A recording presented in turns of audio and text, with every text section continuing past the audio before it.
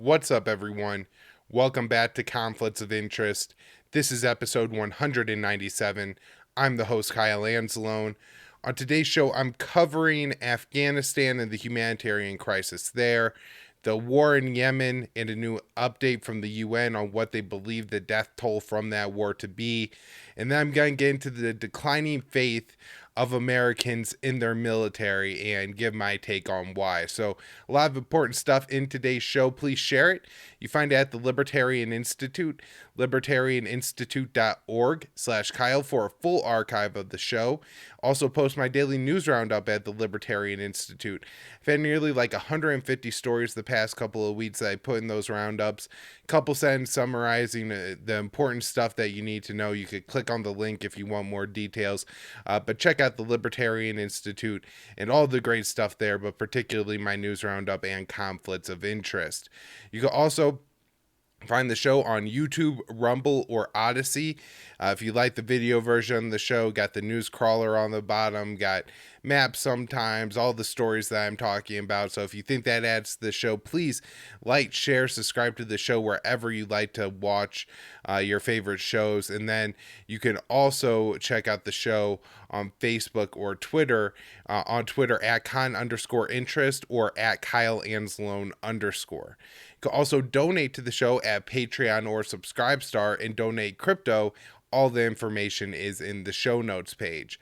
Last up, you can support the show by supporting our sponsor, PalomaVerdeCBD.com. Again, that's PalomaVerdeCBD.com. The promo code is PEACE, and that'll save you 25% off when you spend $75 or more. And get the show a kickback. It's a fantastic deal for the show.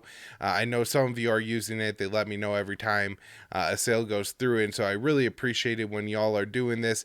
It does benefit the show, and most importantly, it could help you all out. I want my listeners to be doing well, living the best lives they can. The past couple of years have been rough for a lot of people, so extra stress, extra, feeling a little more depressed, maybe having trouble sleeping at night. Check out the products they have at Paloma Verde. Maybe something could help you. Maybe you're a little bit more out of shape, trying to get back into shape, or just trying to be a little bit healthier in the days of coronavirus. You working out more. One of the things that's hard about working out is you feel sore the day after. Check out the sports cream at Paloma Verde, where it's fantastic and takes away all the muscle pain and soreness and everything like that. So keep you going and feeling good. Also has a nice, refreshing menthol smell. Great way to wake up in the morning. Anyways, PalomaVerdeCBD.com, promo code PEACE. Now let's get into the show. First story up today is Afghanistan. And last week around Thanksgiving, we had a report from the World Bank that they were working on a $500 million aid package for the people of Afghanistan. And this money was going to come from the Afghan Reconstruction Trust Fund, which has a total of $1.5 billion. So it's not like they're breaking the bank to give this money. It's a third of the funds, but it's not everything. And this isn't like additional aid that the U.S. is going to have to fork over. It's already money in the Afghan account. Now, since the Taliban took over mid-August, obviously the World Bank, because of U.S. sanctions, hasn't been transferring really any money to Afghanistan. And generally, I don't think very much aid has gotten into that country. Of course, there's, some cross-border trade that's happening, through either aid or economy. I think the UN figured out a way to pay some people, particularly medical workers, to work. But generally speaking, no aid has gotten to the people of Afghanistan. And we've now gotten to the point where we have an absolute unbelievable crisis in Afghanistan. And we are just now, 4 months out of the U.S. being in control of that country. For my libertarian listeners, they'll really understand exactly what I'm saying.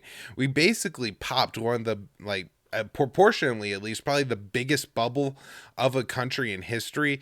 So much of the wealth and everything that was happening in Afghanistan was coming in either through, U.S. money, military aid, or through U.S. allies in aid that way. And so once the Taliban took back over and the U.S. sanctions on the Taliban essentially now applied to Afghanistan as a whole, zero money has gotten into that country. And so yes, there is some wealth that gets produced in Afghanistan. They can produce products and trade, and this makes it so that there is some goods getting into Afghanistan still.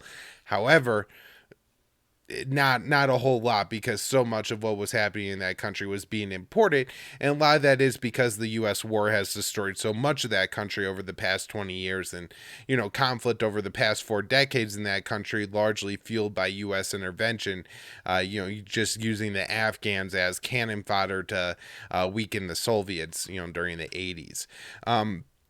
One last thing that even this article puts out is that the largest problem is the U.S. sanctions at this point.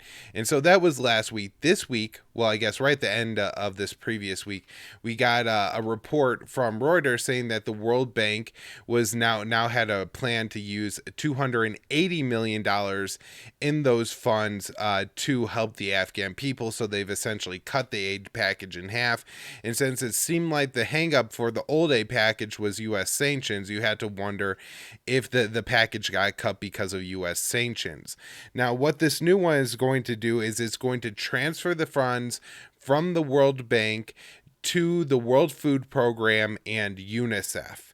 I believe that we will find out exactly what's going to happen this coming week, because everybody who donates to the fund, I guess through the World Bank, the way the mechanism works, has like a veto power over it. And of course, a big donor, maybe I think the biggest donor to the Afghan fund, is the Americans. And so if they choose, they could veto this aid package. So, we'll see what happens. Reuters went, got a, try to talk to the Treasury, and the Treasury didn't, give an answer on whether they were going to allow this or not. So, we're still in limbo here.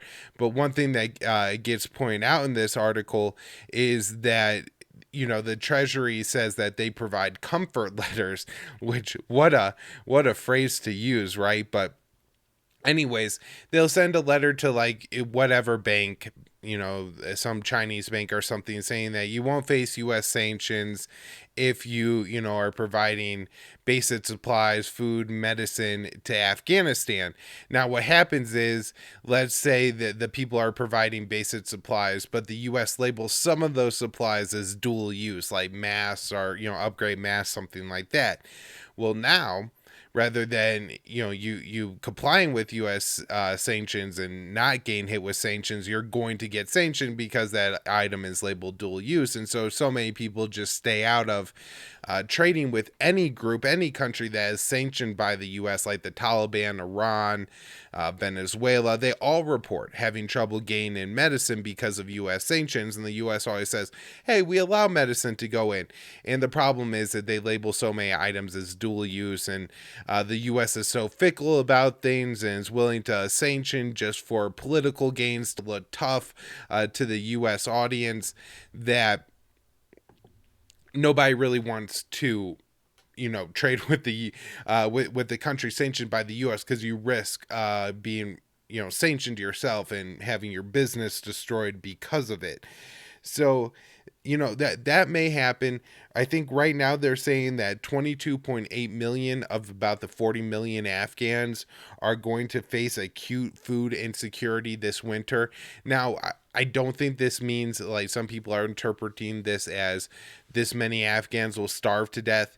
I don't think that will happen. I'm not trying to downplay it. I think there is going to be intense suffering, and children will starve to death in Afghanistan this winter because of what the United States has done. I just want to be careful not to be alarmist on it.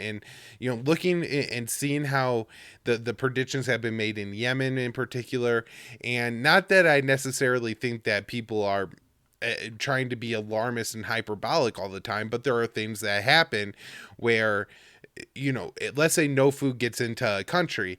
Well, that doesn't mean everybody is going to starve to death, even if there's no like traditional food. People boil leaves and grass and get some there are ways to find some calories, even if it's picking through trash, eating animals that typically wouldn't be eating, mice, rats. And there's, other risks to that, of course, but it does change the numbers of people and the magnitude of people starving to death. So I'm sure the number will be in thousands. It'll particularly be the children under 5 in Afghanistan who end up, dying this winter because of the U.S. sanctions and because of the lack of food. But I got some pushback on the last time I covered Afghanistan. Somebody said I was trying to downplay it, and that's definitely not the case. I think this is horrific. And look, even if you have all the children in Afghanistan live through the winter barely getting any calories, that severe malnutrition is going to stunt them and impact them for the rest of their lives in very serious ways. That we're not talking about something minor here. Oh, kids will just be able to, eat leaves and find a couple squirrels over the winter and that'll get them through or everything, and that's going to be okay.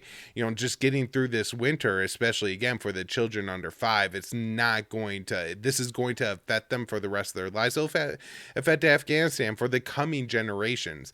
The fact that the U.S. is maintaining these sanctions and not just providing Afghanistan with aid after, again, we popped the biggest bubble in their country and just absolutely ruined it. All right, so there is, I believe, a separate proposal from the UN, and I don't think that this is relying on the World Bank funds and is coming from a fund that was started by Germany and has about $170 million in it, although the UN is looking for $300 million. And what they're calling this is a direct cash payment program. It's going to be through the UN development program, and I think they're calling it like cash for work. And so I don't know, that just means pay. That it's a really weird slogan they're using for this. But I think the idea is to try to not accrue U.S. sanctions and not risk violating U.S. sanctions by paying Afghans to, work in the medical field or whatever. And so, this is something important here, right? That prior to the U.S. leaving Afghanistan, a lot of, people who were providing what I think in a lot of countries would be seen as typical government services, even if, I don't know, like schools, hospitals, stuff like that, were actually run by international aid agencies, or at least the employees were paid by international aid agencies and not the central government. And so again, when the UN left, or once the US left and sanctions applied again, all those jobs and all that money froze up. And so all these people, haven't been working, or at least haven't been getting paid for the work. And, this is closed schools and medical facilities, which obviously compounds the problems. But I guess the idea here is that if the UN is able to pay the people directly, then this is going to make it so that the US sanctions don't apply. Hopefully, this does work out and they do get Afghans some money.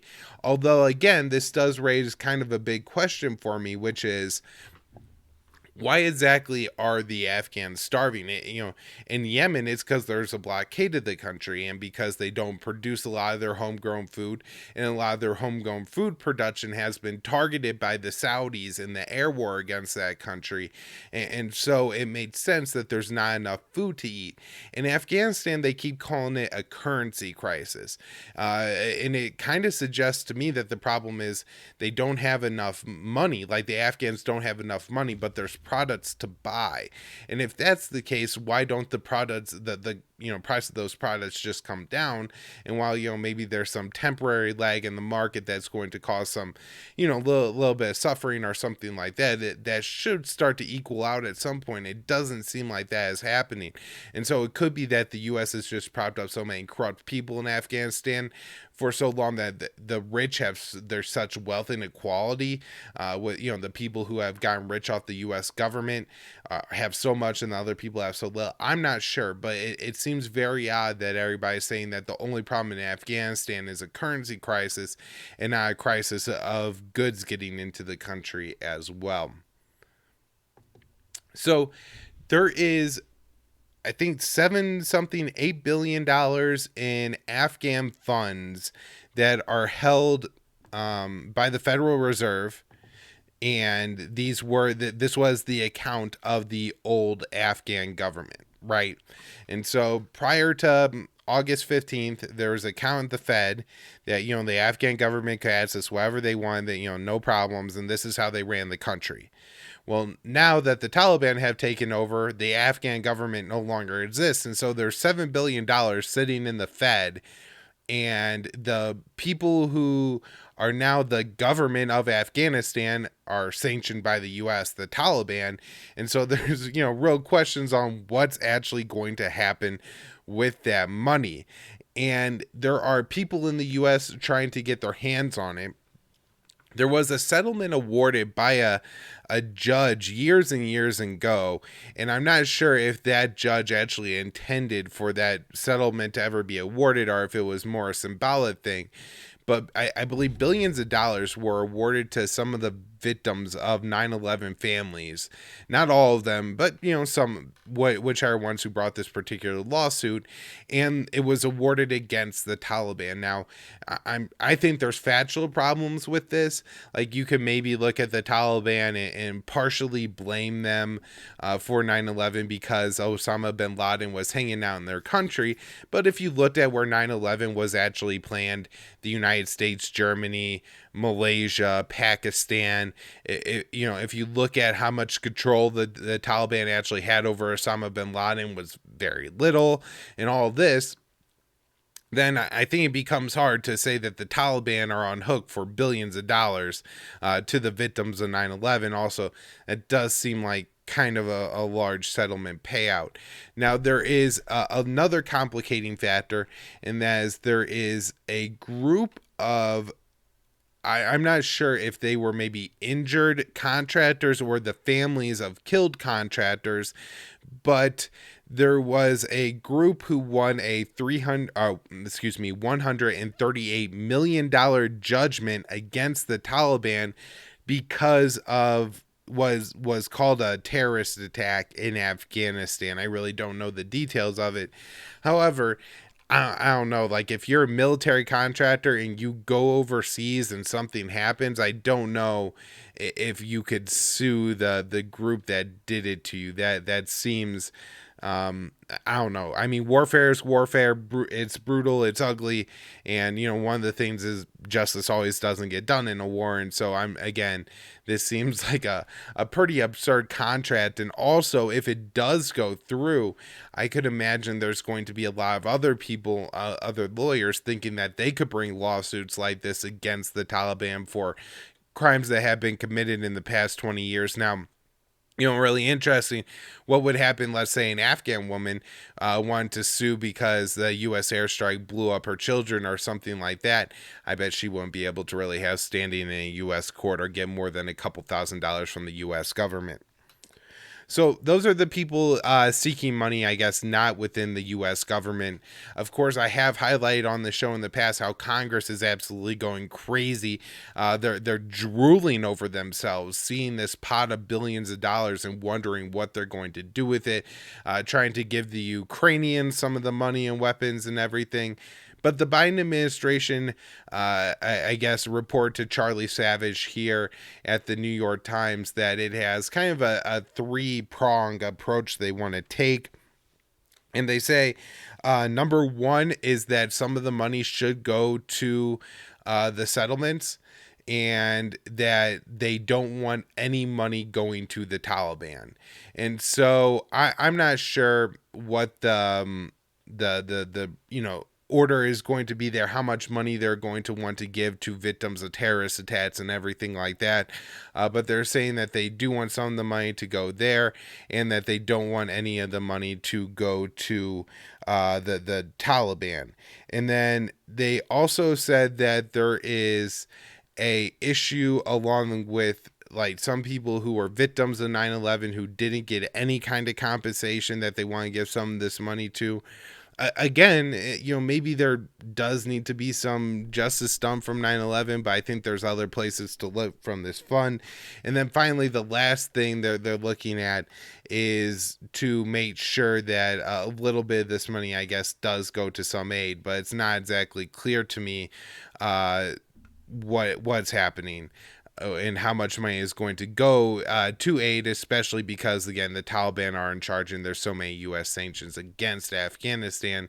It's pretty rare for the U.S. to give meaningful aid to a country that it is so cruelly sanctioning. Also, part of the U.S. sanctions is to make conditions in those countries so unlivable, so terrible, so brutal that people will overthrow their government to get out from under the sanctions. And so the U.S. goes and provides a whole bunch of aid to the Afghans. Then, that'll alleviate some pressures on the Taliban. At least this will be the logic of the U.S. government, and make it less likely that the people will overthrow the Afghan government or overthrow the Taliban, which is, I'm sure, their goal, because they don't want to ever recognize the Taliban's legitimate government of Afghanistan. So these are a lot of the issues that I'm seeing here, and just the way we're all handling this is really gross. There's starving people in Afghanistan. Let's help them out. Now, there's a couple reports out of Afghanistan from the mainstream media that I did want to mention quickly that I'm skeptical of for a couple reasons. The first is there's reports, and I think this is coming from Human Rights Watch in particular, that the Taliban are putting together a campaign of, retaliation against former Afghan government officials. So this is something that we've talked about on the show. Andrew Quilty, who and Scott Horton interviewed a couple months ago, did talk about there were some reprisal killings going on, although to him it didn't seem like there was a systematic aspect to it.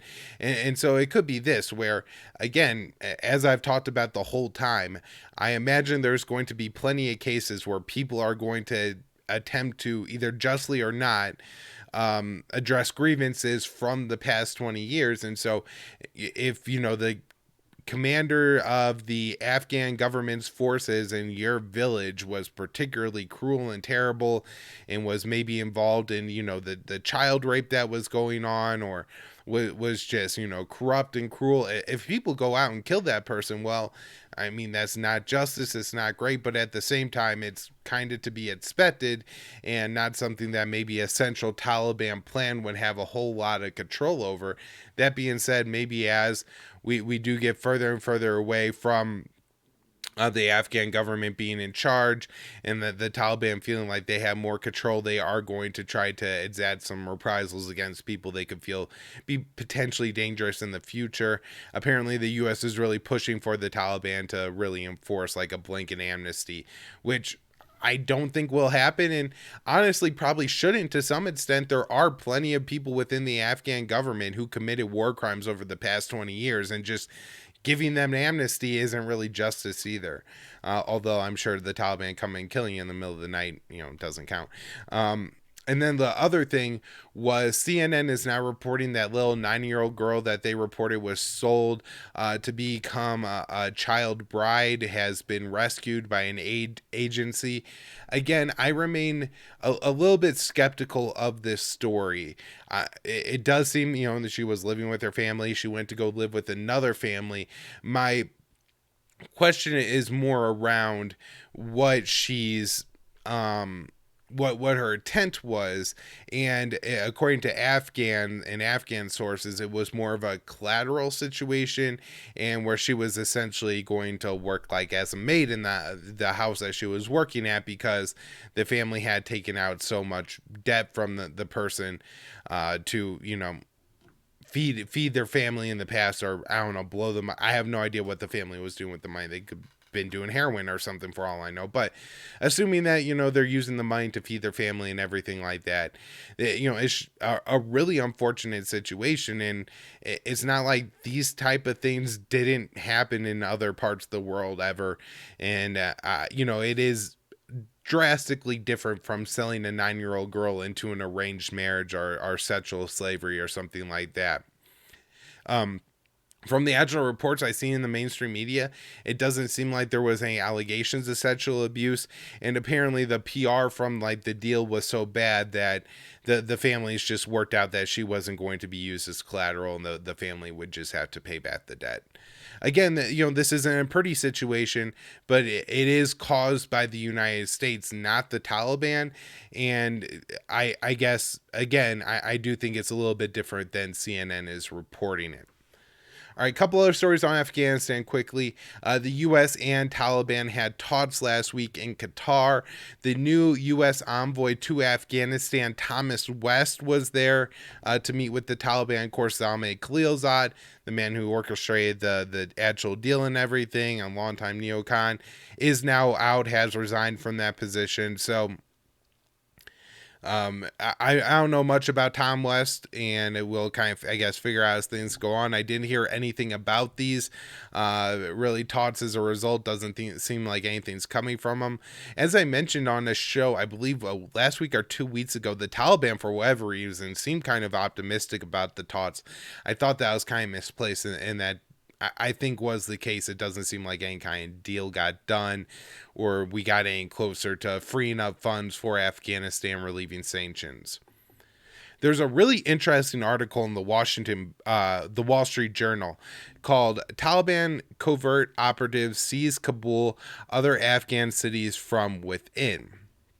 And it kind of goes over and it gives a couple, anecdotal details and everything like that. But just in general, what happened here is the Taliban are saying, and there's some evidence of it, that what's happened over the past 20 years, or I guess probably a shorter amount of time than that, is several members of the Taliban have deeply embedded themselves within the Afghan government. Now, this article kind of mentions that they're a part of the Haqqani network, which sometimes I think, there is like a legitimate difference between the Haqqani network and the Taliban, although, they're close allies, but the Haqqani network is somewhat of a different group and I think more advanced and more capable. But at times the U.S. just goes, oh, the Haqqanis, I think as a way to try to... The Taliban really isn't scary to the U.S. as much anymore, and Haqqani sounds more mysterious and everything like that. So sometimes I think this is used as propaganda. I'm not sure in this case, but there are reports, from Afghan people who say that, there were these people who worked for the Afghan government, were clean shaven, walking around in jeans, and then the Taliban took over. And what do you know? Now they're growing beards and walking around in Taliban robes and have guns on and everything. So it does seem to some extent this was happening. In some cases, it seems they, got people into these positions. So whatever vetting process the Afghan government was using failed. I guess they figured, hey, Taliban aren't willing to wear blue jeans and shave their chin. And so that means if this guy comes in blue jeans and a shaved chin, he's good.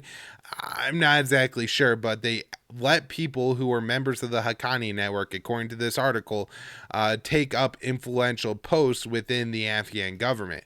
And then there was the case of people who are members of the Afghan government, for whatever reason, either greed, corruption, or like maybe they legitimately became disillusioned with the Afghan government or bought into Taliban propaganda. But, there have been people in the past 20 years who worked for the Afghan government. They went to the Taliban. They said, hey, I want to join you guys. And what the Taliban have been doing is turning them around and saying, like, okay, like, great, we want you to be a part of us and everything, but what we need you to do is stay where you are. Now, these people are even in important, like influential positions where they were able to influence students or other people within the government to bring them over to the Taliban side too. So I guess there's like, a couple things here. The first is this really doesn't surprise me. And if you hear what, Scott Horn has kind of talked about, a coup de main where the Taliban essentially were there in Afghanistan and all over the place and just announced themselves present. And that's how they took over a good chunk of the country. I think this adds to that narrative and further support for his argument. But another thing that it does is highlights the unbelievable U.S. intelligence failures in Afghanistan.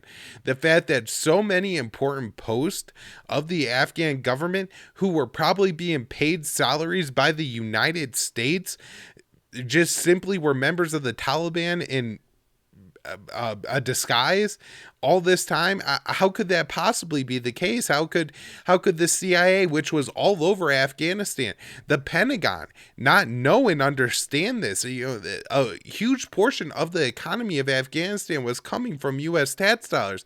All those bribes didn't leave you on to this massive plot that allowed the Taliban to take over the country in just a couple of weeks. It's absolutely stunning. And I guess it does kind of go to and add to, why I was talking about with like the drone strike in Kabul, that, while we say we have all this intelligence on Afghanistan, everything like that, we clearly didn't and had no idea what was going on in that country. One last story on Afghanistan. Not a real big surprise here, but there's a bunch of Afghans that are living in various places around the world: Albania, Chile, Uganda, Kosovo, etc. And they're increasingly having trouble like getting their visas processed and everything like that. And it says now that some of them could actually wait years before they're able to come to the US. Again, this doesn't surprise me. I think that they're going to fall into like a weird limbo state where they're not actually in danger, right? Like if you're an Afghan living in Chile and you might not be living in great conditions, you might not be living with your family, you might not be living where you want to live, but you're not in Afghanistan, so they're going to say that the Taliban can't hunt you down and kill you. And then so you're not a priority for that reason. But then too, you're not in Afghanistan, where if the U.S. Congress passes any programs or anything like that, it's probably going to prioritize those people or people in the United States. And so they're going to end up in this weird limbo where they could really just spend years in other countries, and who knows what's going to, happen during that time and how their lives are going to develop. All right, let's talk about Yemen, where we have a new estimate from the UN. It warns that war deaths will reach 377,000 by the end of the year. So that's just a couple months from now, and that means we're at probably 350 or so thousand at this point by this estimate. As Dave DeCamp mentioned on the last episode of the show, we really didn't get in and talk about the numbers or anything, which I wanted to do on this show, but he did say that he thought this was the low end estimate, and I completely agree. If anybody is curious as to really why, I would one of the recommendations I would have to make is to go back and listen to episodes of Scott Horton interview Nasser Arabi, and then Andrew Coburn's writing on this for Harper's Magazine. And so those two sources really point to you and help you understand. As well as Martha Mundy's study, I think with Tufts University, on the food war the Saudis are waging in Yemen. Those three things will really explain how terrible the situation is in Yemen. But even this 377,000 number is really bad, because 60% of those deaths have not been a result of bombs being dropped and killing people, but rather hunger and preventable diseases. And that means very expectedly that 70% of those kills are killed in Yemen. So 70% of the 377,000 are children under the age of 5. So this isn't a situation where even the men are being rounded up and killed, or it's just the fighters that are being killed. This is an entire generation of Yemeni children being disappeared from the planet in the most cruel and unbelievable way. Now, at the beginning of this year, in 2021, the UN predicted that 400,000 Yemeni children under the age of 5 would, succumb from starvation or something like that, preventable disease. And I had always mentioned that, while that number was startling, that it might be a high estimate, but at the same time, even if it's a fraction of true, it's absolutely horrific and unbelievable, and something that the U.S. should not be a part of. And we'll get into how the U.S. is a part of the war in Yemen in a second.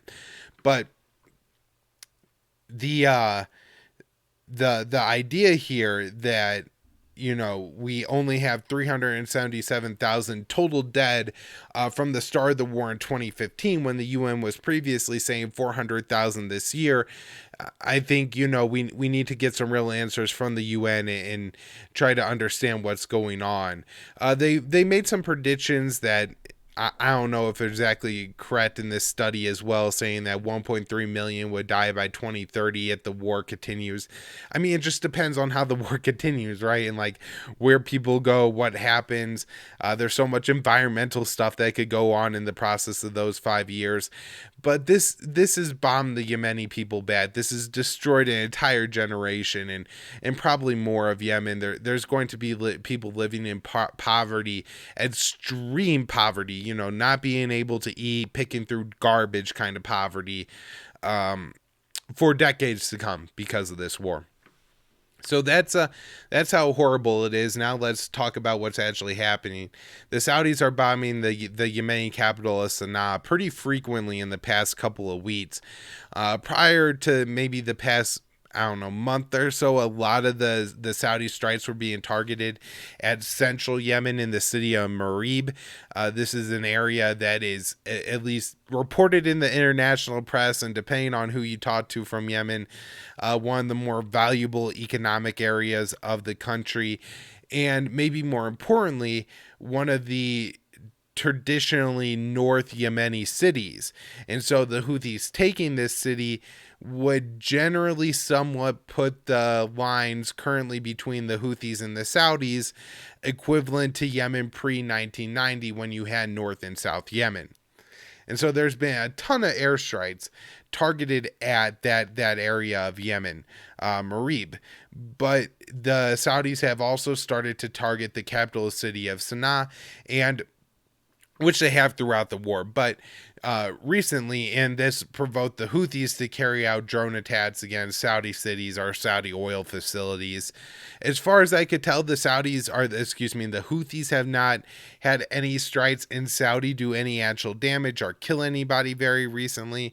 There have been instances like in September of 2019 where they hit the Aramco facility and did a lot of damage. But at this point, either the Houthi technology just isn't there to carry out these kind of attacks all the time. They're forced to use dumb ballistic missiles, unguided things, or maybe it's the Saudi air defenses that are interfering and preventing these attacks from happening or from actually striking home. But either way, this prevents there being any consequences for the Saudis for their brutal bombing campaign in Yemen. We have more strikes in Yemen. I think this was last weekend when there was a flurry of strikes against the city. They claim that they're targeting tunnels beneath the presidential palace, but even if there are weapons in the tunnel beneath the presidential palace, you're probably hitting civilian targets or at least scaring civilians and hitting very close to civilian structures when you're bombing near them. Even if the president had like a nuclear weapon in the tunnel under the White House or something like that, dropping a bomb on Pennsylvania Avenue would absolutely, do a bunch of damage to civilians. And so understand that this is likely the case in Yemen. Also, the Saudis' intelligence in Yemen has been very poor, or just deliberately, they claim, we meant to hit the missile facility, but we actually hit the food factory or whatever. And it could be that they intend to hit the food factory, and it's not bad intelligence; it's just lying. There have also been, this is just from December 3rd, so 2 days ago, Jason Diss reported Saudi Arabia had killed 90 Houthis in strikes in the Marib province. For a long time, I was very skeptical of all these reports that Saudi Arabia was claimed to kill 100, 200 Houthis. But then the Houthis came out and said 15,000 of their fighters have been killed since June. And so it seems pretty believable, I guess, that all these people are actually being killed by Saudi airstrikes, and the Saudis are inflating that number. A story that I had talked about on the show about a month ago was Saudi Arabia and other Gulf Arab nations cutting all ties with Lebanon, which is in the middle of a pretty severe economic crisis right now. There's people really struggling. There's not power all the time in that country. And this was a major blow, having the Saudis and other countries cut trade ties with them. And this was over Lebanon appointing a foreign minister who had in the past made mild criticisms of the Saudi war in Yemen. And this again, resulted in the destruction of relationships between Lebanon and Saudi Arabia. And then this Lebanese information minister ends up stepping down. And then Saudi Arabia holds a call with Lebanon's prime minister, in which the prime minister called an important step in, is putting the Saudi Lebanese relationship back on the right path. And this is one of those things that had Iran done something like this, had China done something like this, the US would be all up in arms. It would be threatening sanctions, or actually probably had sanctioned Saudi Arabia. How dare you try to manipulate, cut ties with another country to get them to back off a position over the Yemen war. This is like something that China would do because a country has an airport with the Taiwanese flag instead of a Chinese flag or something like that. I don't even know if China would go that far over something like that. And, this is a mild criticism of the war that Saudi Arabia blew into cutting relations with Lebanon over. The U.S. would definitely be taking action had any other country done this. And I think rolls into the idea that the U.S. is going to have this great summit of democracies where we're going to sanction Russia and China for being human rights violators. And the fact that the U.S. supports more dictatorships and unfree countries than the Russians and the Chinese do. All right, so there was a pretty good story here in The Guardian detailing how Saudi Arabia was able to reverse the vote of a UN Human Rights Council resolution or investigation into war crimes in Yemen. And so the U.S. hasn't been part of the Human Rights Council for the UN for quite some time. Trump left, I think, pretty soon after he took office. But one of the things that the Human Rights Council did is had an investigation into war crimes in Yemen. And of course, it was going to find that Saudi Arabia had been doing unbelievably cruel things with the backing of the U.S. and everyone else. And so in the past that they had tried to get this resolution undone and were unable to. But then they were able to swing it this past year and had, I think, 9 no votes to kill this investigation. And a couple ways that this was done was by bribing or threatening other countries. Senegal got a visit with the UAE. Which country is it? One country, Togo, got to open a embassy in Riyadh, and Riyadh guaranteed to make promises to Togo for more help with counterterrorism missions, and I'll get into that a little bit more. And then also the Saudis threatened Indonesia and said, hey, we're not going to accept your COVID passports for anybody who wants to make the pilgrimage to Mecca unless you vote no on this. And so the Saudis are, leveraging the fact that they have this very critical piece of Islam to kill other Muslims is one of the more unbelievable things that's highlighted in this article. But unsurprising, and the Saudis don't care about religion. I think this is all operated out of Mohammed bin Salman's greed, and so they were able to, again, switch these votes, kill a Human Rights Council investigation. And, while I'm not like a big international law guy or anything like that, this investigation could give people who are against the Yemen war more ammunition, more information to be able to say, look, even the Human Rights Council determined that Saudi Arabia is doing these unbelievably evil things. All right, one more story on Yemen, and that is France is making a massive arms sale to the UAE, which is a key Saudi ally in this war. 80 fighter jets and 12 military helicopters for $20 billion. And you do have to wonder a little bit, too, with what's happened recently.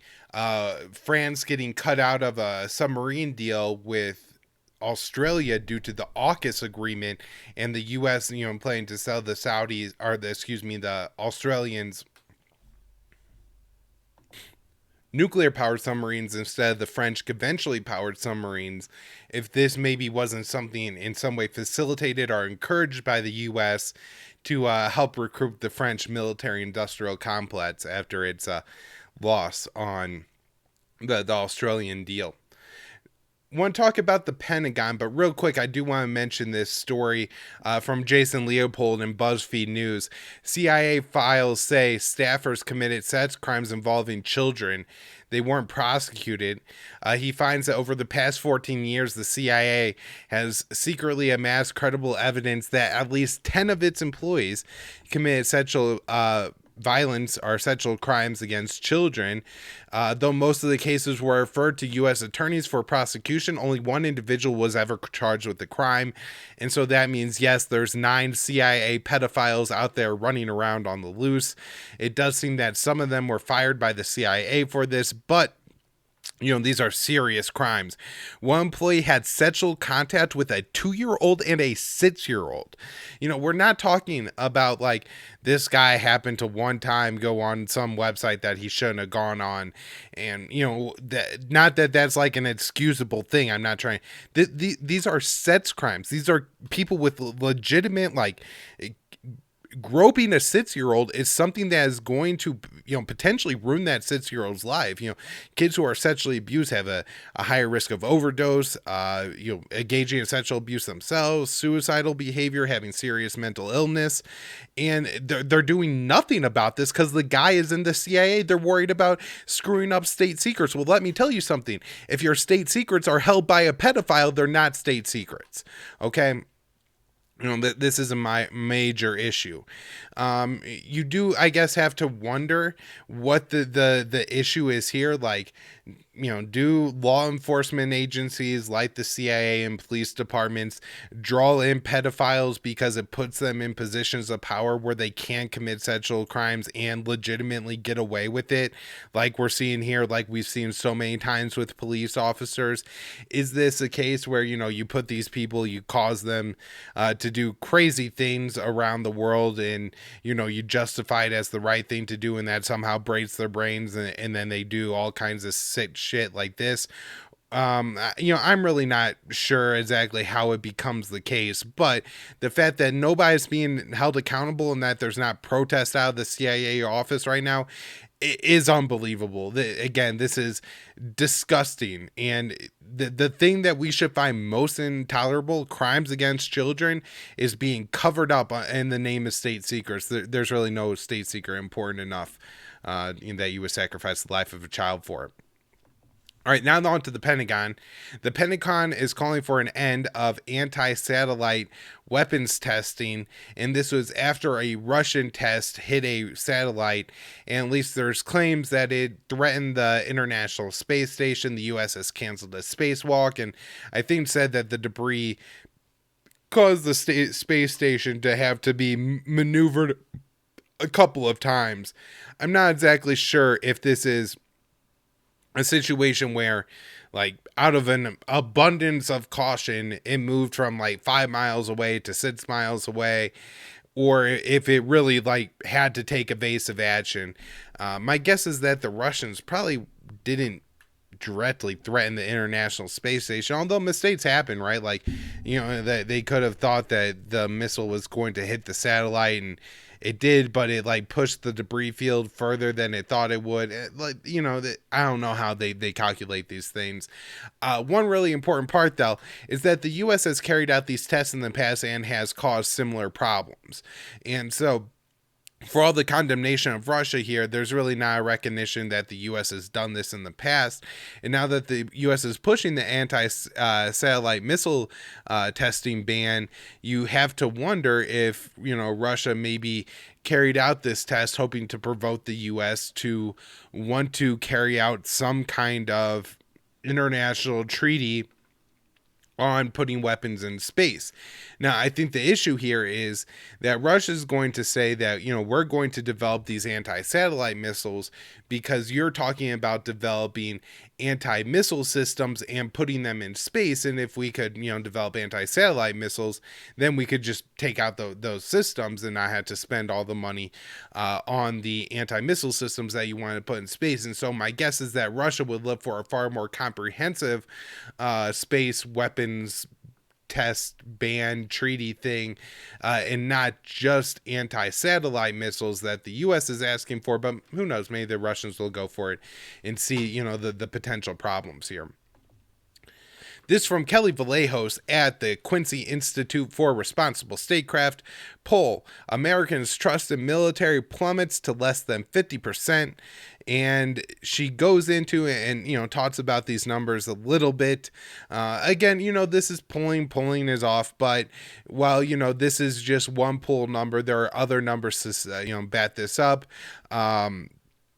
First off, it's been going down for a while. 70% 2 years ago, 50% in March 8 months ago, now down to 50%.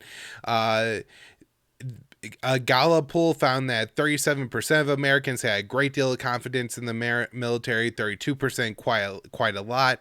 However, those numbers were the lowest number since 2001. And while that number is marginally higher than the Reagan Presidential Foundation and Institute polling, it is still concerning. Or no, the Reagan Presidential Foundation found 45%.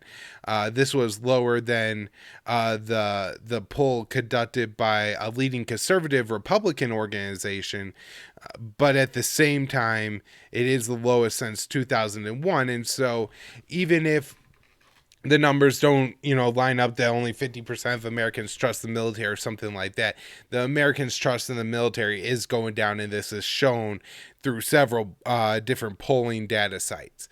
Now, the place people want to cover this up by saying that, it was because of Donald Trump and the way he used the National Guard and the military during the George Floyd protests. And there may be some truth to that. However, it wasn't like this wasn't something that was known before. In 2014, during the initial Black Lives Matter protests, after I think particularly the Michael Brown killing, they heavily used the National Guard there as well. And if you look at other things like the polling around the way Americans look at the post 9/11 wars, Afghanistan, Iraq, and how big of failures that they have been, I think that's far more likely the cause of the sharp decline in Americans' faith in military, and not just that the U.S. used the National Guard. And so, this is all really important. And the military is one of the institutions that the American people have the most faith in. Polls higher than president, Congress, Supreme Court, all that. The military, and yet the military has been, at the direction and the other branches, of course, but the biggest failures over the past 20 years. And it seems maybe that the Americans are finally coming and realizing touch with that. It also could have something to do, of course, that Mark Milley right now is the head of the military, the commander of the Joint Chiefs, and he is not the brightest guy. All right, let's move on to some other stories about the military. This one could be another as to why Americans' faith in the military is plummeting. U.S. military explosives vanish, emerge in civilian world. This a joint investigation by the Associated Press and I believe the Military Times as well. And it's not, thousands or like tens of thousands of pounds or anything like that, but there are hundreds of pounds of plastic explosives, grenades, and all kinds of other landmines and rockets that get stolen from U.S. military forces, I think mostly in the United States. And it seems that these are mostly being stolen, by regular members of the military. Now, as far as any reporting is done, none of this has been used to carry out any at least serious crimes. Having it itself is a crime, but it's not like anybody has taken these and blown up their ex-wife's house or any of that. When I read this article, one of the interesting things is people who have either been caught or come forward after taking these kinds of explosives really kind of seem, I don't know, almost like a PTSD like reason for it, saying that there really wasn't a reason. They just felt safer having it around. And Again, this seems to me like something that could be a result of PTSD.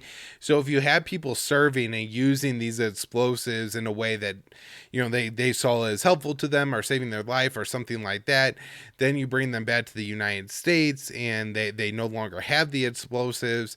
The way PTSD works for some people is that they like have a real compulsion to like have that kind of same thing, and so for some people it's just more standard arms and stuff like that, but for some people it could be these kind of explosives. And again, this wasn't like confirmed by the military, it's just my own suspicion, but I do have a history and like professionally I worked with people who had PTSD. I'm fairly familiar with it. I've also read a lot about it in the military sense here as well, and I wouldn't be surprised if a big part of what's happening is that these guys feel for whatever reason that this makes them safer, and so they have it. A lot of these people have like buried it in their yards and stuff like that. Now, there have been other things that could be more problematic. I think one person was either killed or injured when a shell exploded in a scrapyard.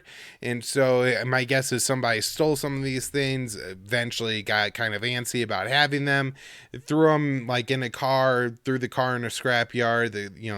They blow up that car, and then somebody ends up getting hit from the shell that was in it. Very tragic. And obviously if you could find and hold somebody responsible for that, they should be, but that at this point seems to be the worst kind of issue here. Now, there's one more thing that's to point out, and that is that with explosives, there's some, I don't know, margins for error. Like a bullet, you have one, right?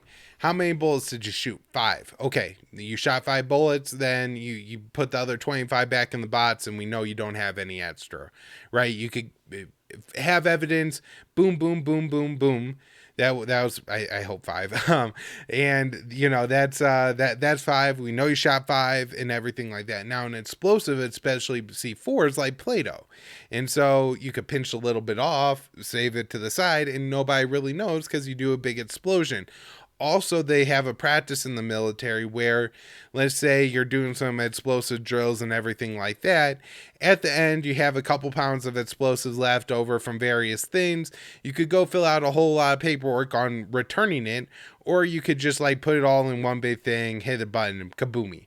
And so, with all like the flexibility around that, it's pretty easy, I think, for people to marginally steal a little bit of explosive at a time.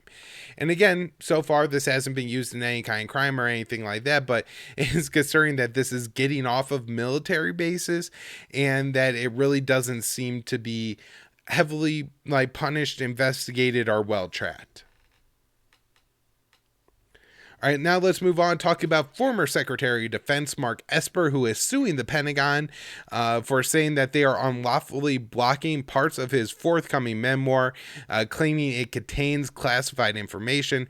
Esper says that it doesn't. I don't know. In a way, this is the only thing that would incentivize me to buy Esper's book is the fact that the Pentagon thinks there's things in it that shouldn't be said. I don't think that this is some kind of crazy marketing campaign from the Pentagon to increase the sales of Esper's book. This is something that happens a lot, but unlike when it happens to somebody, I can't think of who actually. I'm pretty sure it happened to Peter Van Buren and John Kiriakou. But there are people who have attempted to publish information like it's even redacted in the actual book, because if you work for like the Pentagon or something like that and then you try to write a memoir, you're supposed to submit it to them, they go over it, they get to decide what's in it or not, and they can pull out things that they claim are defending national security, which actually aren't, and just try to cover up crimes. Biden has appointed or nominated a new person to be the Undersecretary of Defense for Acquisitions and Sustainment. Initially, Biden had appointed a man named Michael Brown to head that organ, or to head the post, but he was removed from consideration because he's under investigation from an inspector general for giving away jobs to his friends. This new guy Dr. William D. LaPlante, or Bill LaPlante, currently has a bunch of jobs. He works for, I don't know, a bunch of agencies that sound fairly suspicious, like the Aerospace Corporation and Draper Laboratories. There's also another one that's an acronym. All of these organizations that he seems to mostly work for are organizations that are funded by the government. Oh, the other one that's an acronym is MITRE, and he's in the national security sector there. So these organizations are funded, I think, by either the weapons makers, probably a minority, and then a majority by the government. And so, I mean, this guy is just a hybrid blob employee who takes money from several different organizations that, again, are funded by the Pentagon. And I can't figure out who else. Maybe the military industrial complex. I mean, you know, they say all these groups are non-for-profits, and yet they have revenues of hundreds of millions of dollars. And so it's really confusing to me exactly where all this money is coming from, except at least the MITRE funding, according to Whitney Webb, does come through the Pentagon and the national security state. The plan previously oversaw acquisitions as a part of the Air Force and worked on programs like the F-35, B-21, and KC-46 tanker. Of course, two of these, the KC-46 tanker actually being even a worse and bigger failure than the F-35, but the F-35 is a major failure itself. Very concerning that Biden is bringing this guy into this position. On the probably a week ago on the show, I had discussed fuel leaking from the Red Hills tank in Pearl Harbor. And, you know, this is Hawaii. There's a naval base, or I don't know what kind of base it is, actually. The base it is a U.S. Navy base in Pearl Harbor. And there's a massive, I think like 20,000 gallon tank or something that's filled with jet fuel that is now leaking into the groundwater. Initially, the Pentagon claimed that it hadn't contaminated anything, but now they are getting indications that it is in the drinking water and recommending that people test their water and stuff and be careful in households. Probably don't want to drink it if you live around Pearl Harbor. The U.S. is transferring armored vehicles to Greece. The first set, I believe it's 44, and they are coming from Germany. As Germany phased them out, they're just being donated by the U.S. And then the U.S. is going to bring over another package of these vehicles from the United States to Germany. I'm not sure how many vehicles Germany is going to get in total. These are armored vehicles, and they're going to have their communications equipment stripped out before they and weapons before they leave Germany, but they will have new communications equipment and machine guns installed once they get to Greece. Questionable what Greece is going to do with this. Maybe suppress domestic protests, or, you know, their biggest dispute really isn't like a concern with Russia. It's more a concern with another NATO ally, Turkey. The U.S. has also stepped up its training in Greece. We have Navy SEALs and Green Berets training with Greek Special Operations Forces on a couple of boats that the U.S. was also giving to Greece. All right, last story on the Pentagon real quick. We are deploying 1,000 National Guard unit members to East Africa. Not exactly sure what country they are going to. I believe it's 800 members of the Kentucky National Guard and 200 members of the Virginia National Guard are transferring out. Of course, this is at a time. Oh, I'm sorry, that's reverse actually. 800 from Virginia, 200 from Kentucky. And they're going to go to Fort Bliss for a month of training first before they end up there. Again, you know, the Guard has been used pretty heavily in the past couple of years in the United States to fill staffing shortages, on supply chain issues, medical issues, provide other things, firefighting services, and everything like that. So, kind of concerning that they're taking them out and sending them to Africa, where the U.S. really doesn't need to be involved. All right, now let's talk about Africa real quick. A couple important stories. The first from Al Jazeera. A new report from the investigative website Disclose has revealed that France is aware that the intelligence it provides the Egyptian military is being used to kill civilians. So there are civilian smugglers who are bringing things from Libya into Egypt, and France is providing intelligence to the Egyptians about that smuggling. And they now know that the France military was implicated in at least 19 airstrikes against civilians between 2016 and 2019. This was initially begun under the previous French president, not Macron, but Francis Hollande, and it continued despite the concern of the both French intelligence and part of the military as well. And so, yeah, I mean, they really just don't care about people in Africa as much grandstanding as the West does about, oh, we need to help the refugees and help people who are suffering and everything like that. Really what it's about is appeasing the governments that they're friendly with, like the Egyptian government, and they really don't care who gets killed in the process. Another example of this is the EU's Coast Guard agency, which is Frontex, based in Warsaw, has been aiding the Libyan Coast Guard in intercepting and detaining migrants attempting to make it into Europe. This isn't just people who are within like Libyan territorial waters or something like that. This is essentially anybody they could prevent from getting to Europe by stopping them at any point in the Mediterranean Sea and bringing them back to Libya.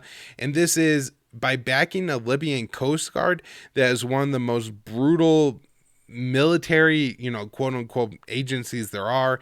They've been reported to carry out murders, rapes. They fire on life rafts and stuff like that to sink them. Just an absolutely atrocious agency. And again, it's being aided by the EU. They recently gave the Libyan Coast Guard 4 patrol boats to help them, catch people.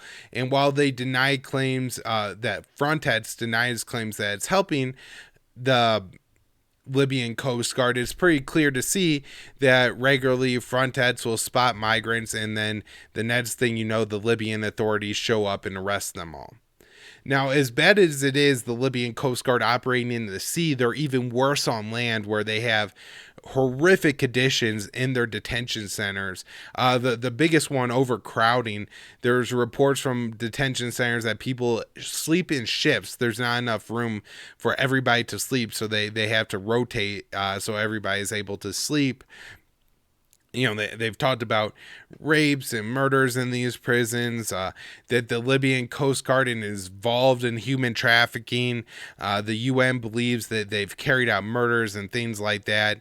And again, this is being helped all along by the EU.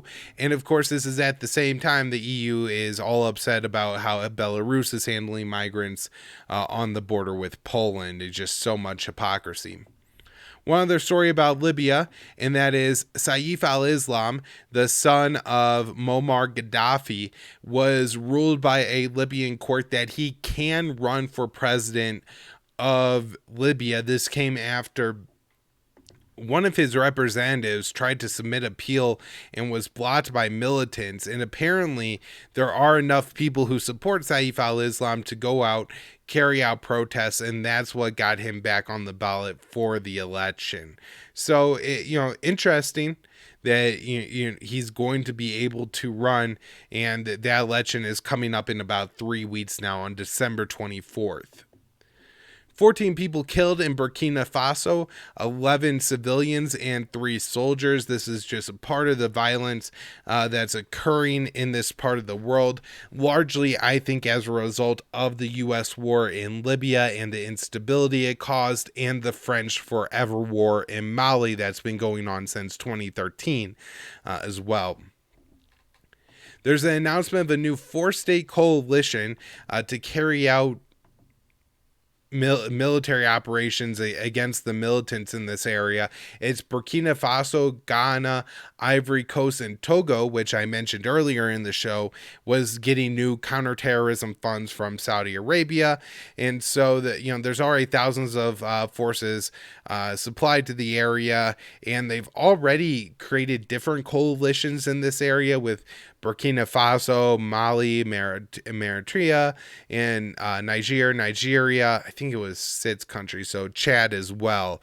And they were supposed to, stop these armed groups, and it didn't really work there.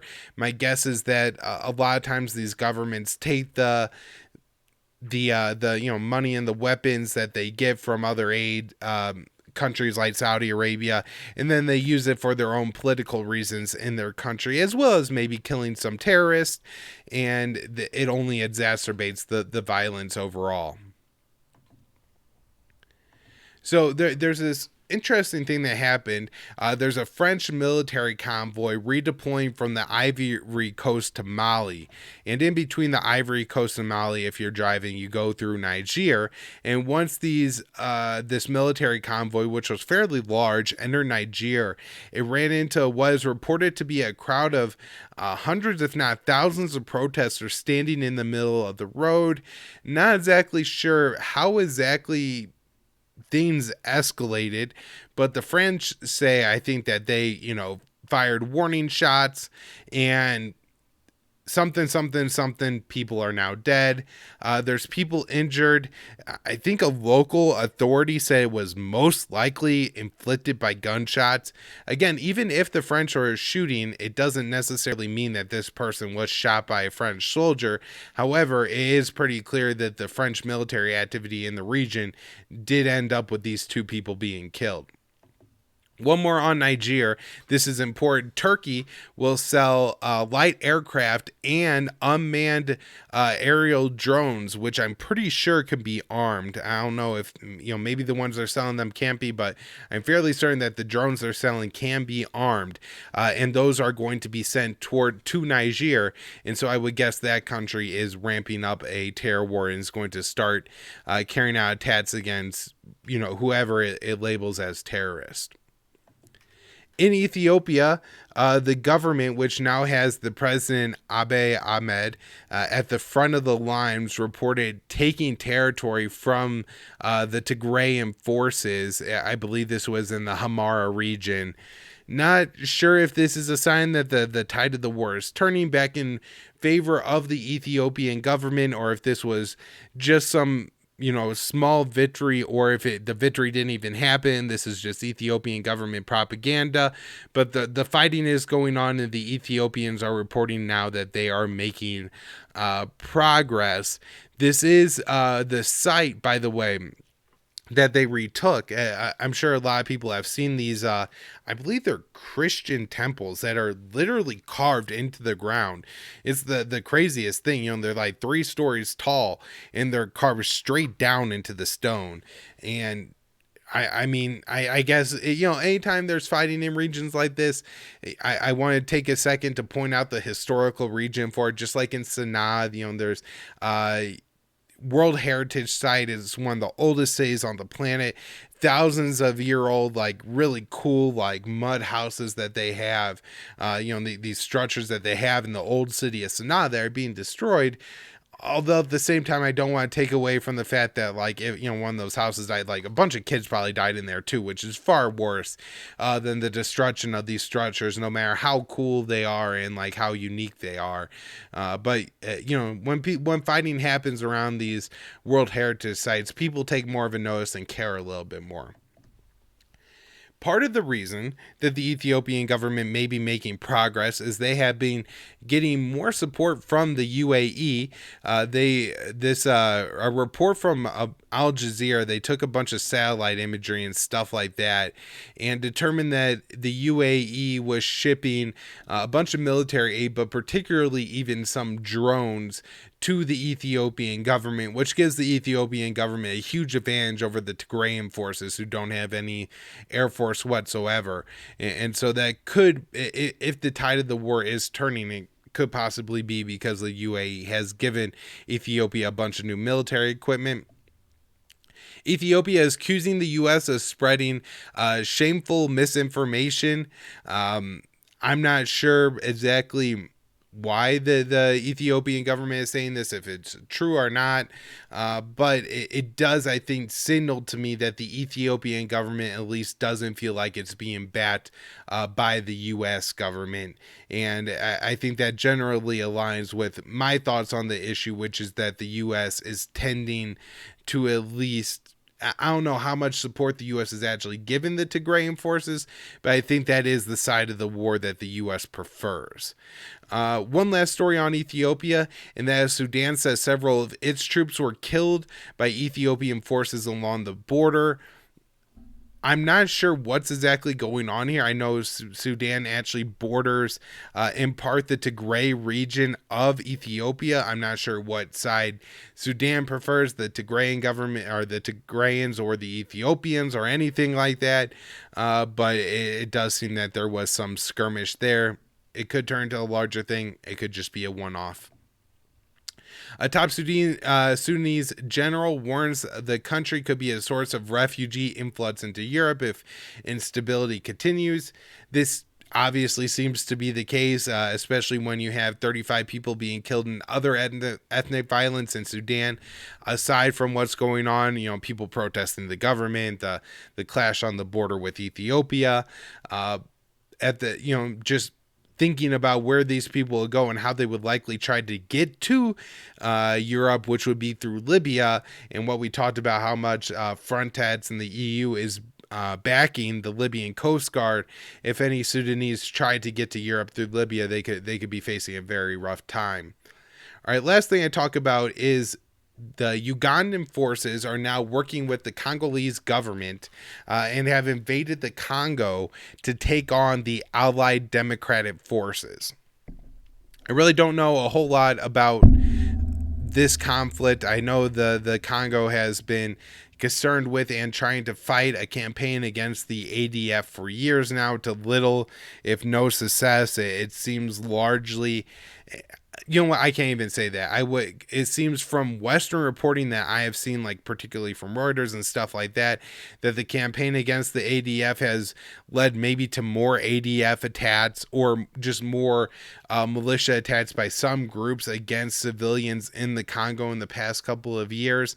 But that could be more of a reporting thing. It just happened to get into the English press than actually there being a sharp increase in attacks by the ADF forces against civilians or something like that. But this is a pretty big issue. There are 1,700 Ugandan forces that have crossed into the Congo. They've carried out airstrikes against ADF facilities and other things like that. And, this isn't the first time Ugandan forces have been used elsewhere in Africa. They were heavily used by the African Union Force in Somalia, and a Somali court has recently sentenced 5 Ugandan soldiers and convicted them of crimes, sentencing 2 to death. They were for the killings of civilians unlawfully during a gun battle between Ugandan forces and Al-Shabaab. Don't have a lot of details on actually what happened here, but Ugandan forces are carrying out war crimes in Somalia. I would tend to guess that they'll do the same thing in the Congo, especially if they're trying to fight somewhat similar insurgency with the ADF. Not saying that they're in any way tied or to Al-Shabaab or anything, but they seem to be fairly well fortified and have existed in the Congo for several years, kind of like Al-Shabaab is in Somalia. In Somalia, we had an explosion outside of a school, killing 8. I believe Al-Shabaab did carry out this attack, and it was directed at UN staff members who escaped unharmed. The last thing, one last story on Uganda, and that is just come out that the Ugandan government was, or I guess it isn't clear if it was the Ugandan government, but 2 Ugandan journalists and a Ugandan politician were notified by Apple that they were the targets of state-sponsored attacks on their phone, including at least one with the NSO group's Pegasus software. It's, again, I guess, unclear of exactly who was trying to carry out the surveillance on the phone.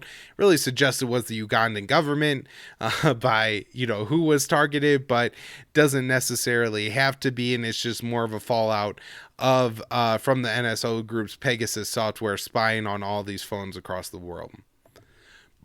All right, everybody, that's where I'll wrap up the show for today. Hope everybody's enjoying it. I'm trying to do a little bit more coverage on Africa recently. I think it's going to become a bigger and bigger issue.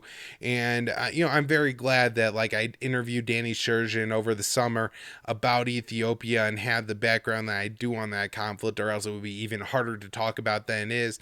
But if anybody wants more information, I do want to recommend Skyhorn interviewed the War Nerd. I talked about his article, but if you're one of these people that I was at a point, I drove around all day long and just had time to listen to stuff.